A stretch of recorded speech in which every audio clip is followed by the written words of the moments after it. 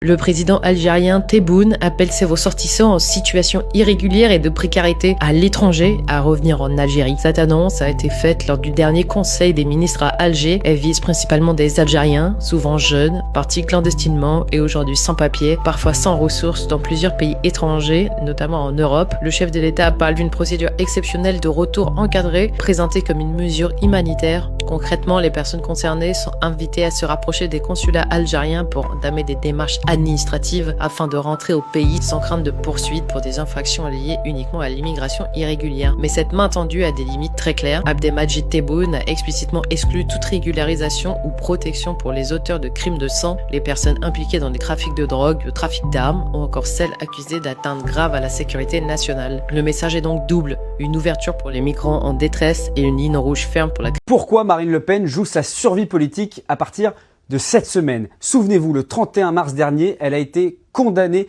et rendue inéligible pour détournement de fonds publics. À ce stade, elle ne peut pas concourir à la prochaine élection présidentielle, sauf qu'à partir de ce mardi, les juges de la Cour d'appel reprennent tout le dossier. Ça va durer un mois. Elle le dit elle-même, elle y va pleine d'espoir. Pour prouver son innocence, on lui reproche d'avoir utilisé l'argent du Parlement européen pour payer des salariés du FN. L'an dernier, sa ligne de défense avait échoué, elle n'avait reconnu aucun tort. Cette fois, un proche m'explique, elle y va pour montrer qu'elle n'avait pas conscience de commettre un délit.